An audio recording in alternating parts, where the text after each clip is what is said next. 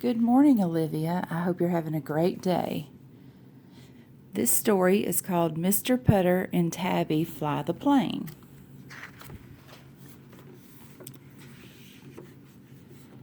Mr. Putter and Tabby Fly the Plane, written by Cynthia Rylant and Arthur Howard.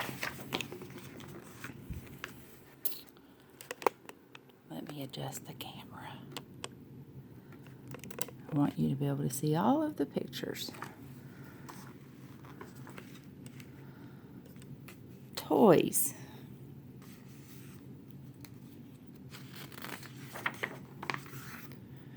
One, toys. Two, the little plane. Three, the boy. Toys. Mr. Putter loved toys. He was old and he knew that he wasn't supposed to love toys anymore, but he did.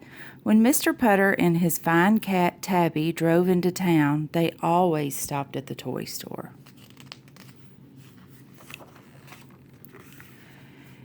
Tabby was not happy at the toy store. She was old too, and her nerves weren't as good as they used to be.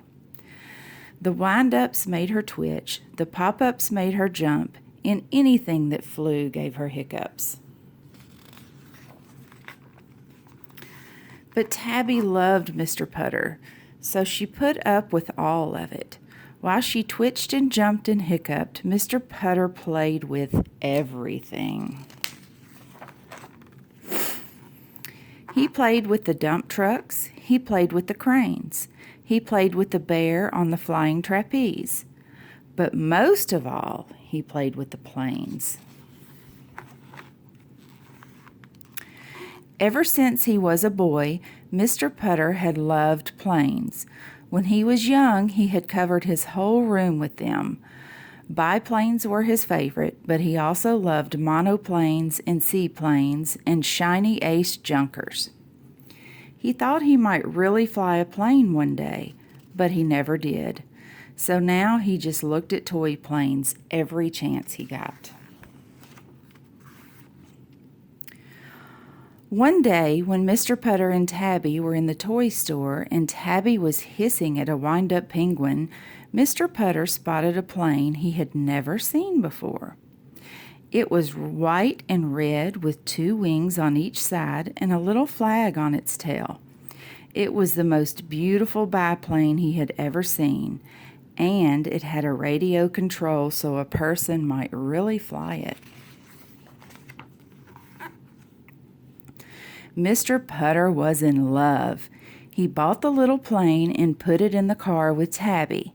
He told her not to worry. He promised her a nice cup of tea with lots of cream and a warm English muffin.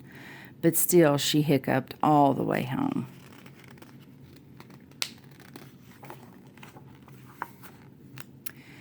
Tabby had stopped hiccuping, but only because she was full of tea. She still didn't like Mr. Putter's plane. Mr. Putter sat on the grass and read all the directions. Then he put the plane on the grass and stepped back and pressed the start button. But the plane did not start. It just rolled over and died. Tabby purred. Mr. Putter ran to the little plane. He set it right again. He told it to be a good little plane. He stepped back and pressed the start button, but the plane did not start. It fell on its nose and died.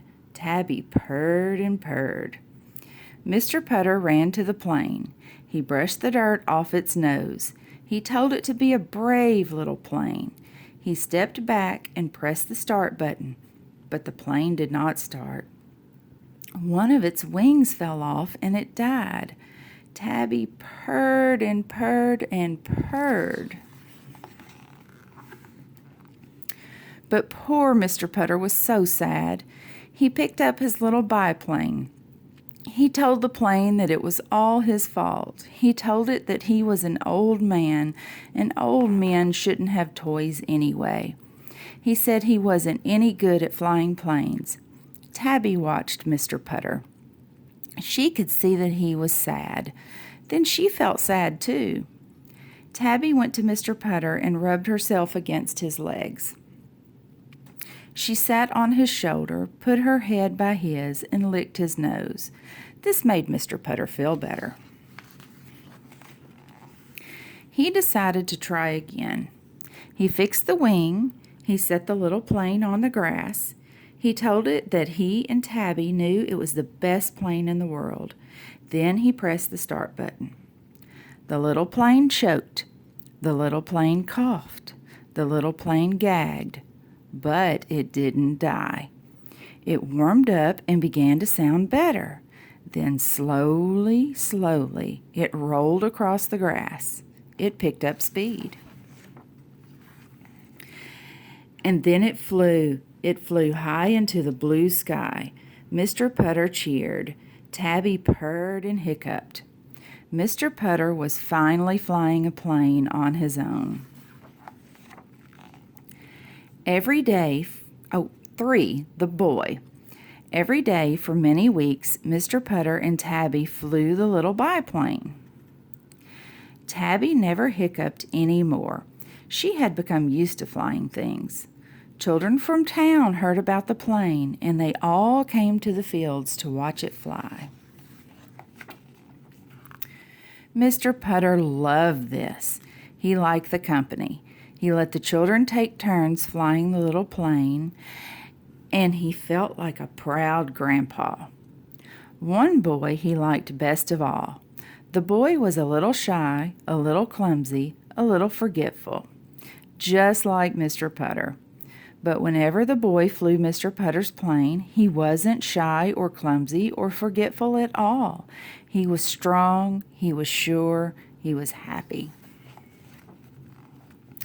When Mr. Putter saw this, he remembered himself as a boy. He remembered how he had wanted a plane that really flew. He remembered lying awake every night wishing for one. Now Mr. Putter had his plane, but he was old. He didn't need it as much. He had Tabby, and she was everything he needed. So one day he gave his little biplane to the shy, clumsy, forgetful boy. The boy became a hero among the other children. And Mr. Putter and Tabby went back to their tea and muffins, their tulips and roses, their morning naps and afternoon puddings. And sometimes when they were out for a walk together, a proud little biplane flew high above their heads. The end.